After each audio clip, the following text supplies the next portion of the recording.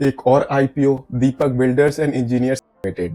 ये कंपनी एक construction company है एंड इसके अलावा इस कंपनी के अंदर और कोई खास स्पेशलिटी नहीं है। अभी ये कंपनी अपना आईपीओ लेकर आ रही है। जानते हैं इस कंपनी के बारे में एंड इसके आने वाले आईपीओ के बारे में। कहीं मत जाइए, चैनल को सब्सक्राइब कर लीजिए। सबसे पहले जानते हैं इस कंपनी के बारे में। दीपक बिल्डर्स एंड इंजीनियर्स लिमिटेड ये कंपनी एक लुधियाना बेस्ड कंपनी है। 2017 से इस बिजनेस में है एंड ये कंपनी कंस्ट्रक्शन का काम करती है, कंस्ट्रक्शन के बिजनेस में है।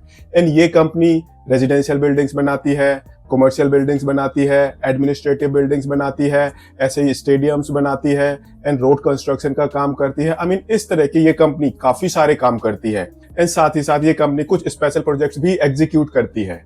एंड जो ये कंपनी है, ये कंपनी कंस्ट्रक्शन का काम प्राइवेट सेक्टर के क्लाइंट्स के लिए भी करती है एंड गवर्नमेंट्स के लिए भी करती है। एंड इसके अलावा ये कंपनी जो बिल्डिंग कंस्ट्रक्शन मटेरियल होता है उसकी ट्रेडिंग में भी है। एंड अगर हम इस कंपनी की ओवरऑल रेवेन्यू देखें तो ऑलमोस्ट 7.7% रेवेन्यू वो इस कंपनी के जो बिल्डिंग मटेरियल होता है उसकी ट्रेडिंग से आती है। बाकी 92.3% रेवेन्यू वो इस कंपनी की कंस्ट्रक्शन एक्टिविटी से आती है। अब जो ये कंस्ट्रक्शन होती है ये काफी सारे मॉडल्स पर होती है एंड इस कंपनी की अगर हम बिजनेस देखें तो अप्रोक्सीमेटली 40.9% रेवेन्यू वो ईपीसी प्रोजेक्ट्स के थ्रू आती है। वो प्रोजेक्ट्स जहां पर ये कंपनी होली सोली रिस्पॉन्सिबल होती है। एंड जो ये कंपनी है, ये कंपनी एक रीजनल प्लेयर है। ये कंपनी पंजाब में ऑपरेट करती है, हरियाणा में ऑपरेट करती है, राजस्थान में ऑपरेट करती है, उत्तराखंड में ऑपरेट करती है, दिल्ली में ऑपरेट करती है एंड चंडीगढ़ में ऑपरेट करती है। बेसिकली ये कंपनी इंडिया के 6 स्टेट एंड यूनियन टेरिटरीज में ऑपरेट करती है।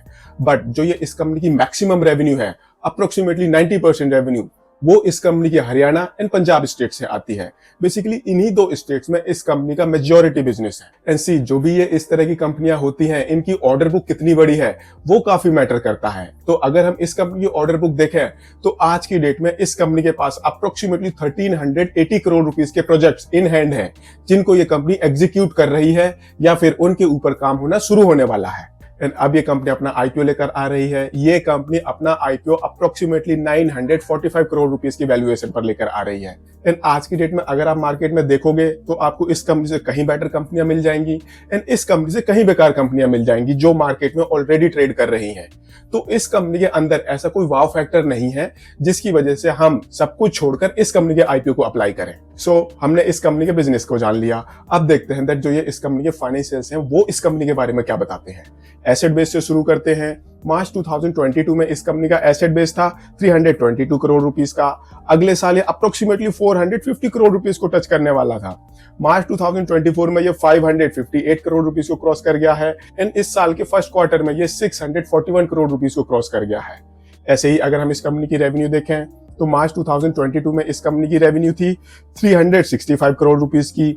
अगले साल ये बढ़कर 435 करोड़ रुपीस को क्रॉस कर गई है। मार्च 2024 में ये 500 करोड़ रुपीस को क्रॉस कर गई है एंड इस साल के फर्स्ट क्वार्टर में ये 106 करोड़ रुपीस के आसपास है।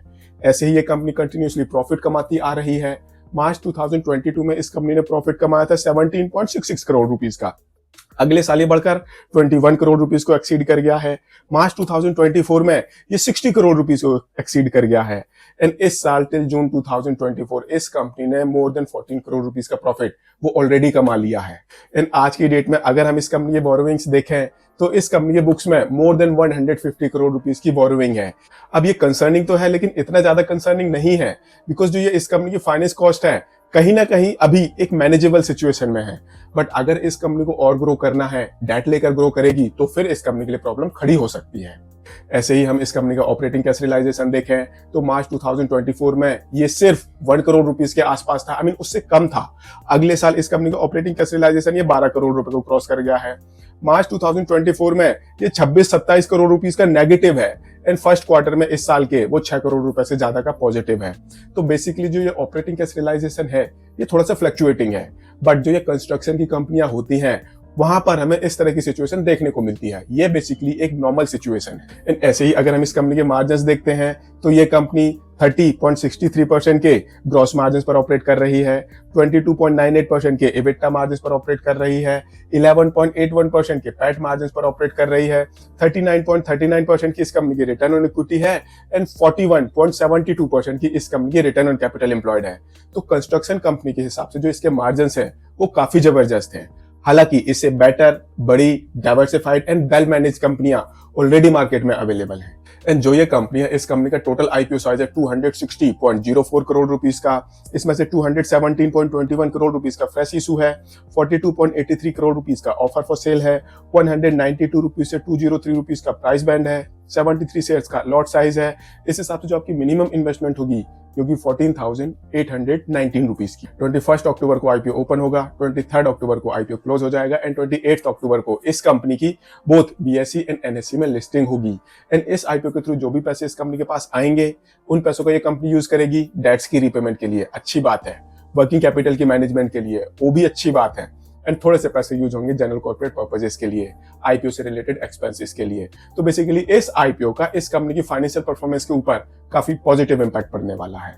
बट अगर हम इस कंपनी के कॉम्पिटिटर्स मार्केट में देखें, तो जिन कंपनीज को इस कंपनी ने अपने आरएचपी में कॉम्पिटिटर रिकॉग्नाइज किया है, उससे कहीं ज्यादा कंपनियां मार्केट में अवेलेबल हैं, उससे कहीं ज्यादा बड़ी बड़ी कंपनियां मार्केट में अवेलेबल हैं, कहीं ज्यादा डाइवर्सिफाइड कंपनियां मार्केट में अवेलेबल हैं, कहीं ज्यादा वेल मैनेज्ड कंपनियां मार्केट में अवेलेबल हैं।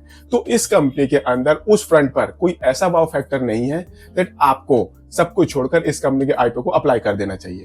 स्टिल अगर आप उनमें से हो जो आईपीओ में हमेशा अप्लाई करते हैं एंड अभी भी वेट कर रहे हैं कि मुझे फर्स्ट अलॉटमेंट कब मिलेगी, तो अगर आपको हुंडई की भी अलॉटमेंट नहीं मिली तो फिर आप यहाँ अप्लाई कर सकते हो, ट्राई कर सकते हो। बेसिकली अलॉटमेंट मिलने के थोड़े से ज्यादा चांसेस होंगे। हाँ, लेकिन इस वीडियो को अप्लाई करना है नहीं करना, उसका सजेशन बिल्कुल मत मान लेना, अपना डिसीजन थोड़ा सा सोच समझ कर लेना। बिकॉज नाउ कंपनियां डिस्काउंट में लिस्टेड होना शुरू हो चुकी हैं। कंपनीज के जो आईपीओज है उनको उतना बेटर रिस्पॉन्स नहीं मिल रहा जितना कि आज से 3-4 महीने पहले मिल रहा था। तो अब बेसिकली धीरे धीरे जो ये मार्केट है, ये एक किस्म से स्टेबलाइज होती जा रही है। सो अपना डिसीजन थोड़ा सा सोच समझ कर ले एंड इन्वेस्टमेंट एडवाइजर से कंसल्ट करने के बाद ले। एंड अगर आपको ये वीडियो पसंद आया हो, इसको लाइक शेयर जरूर करें एंड चैनल को सब्सक्राइब करें। Thank you.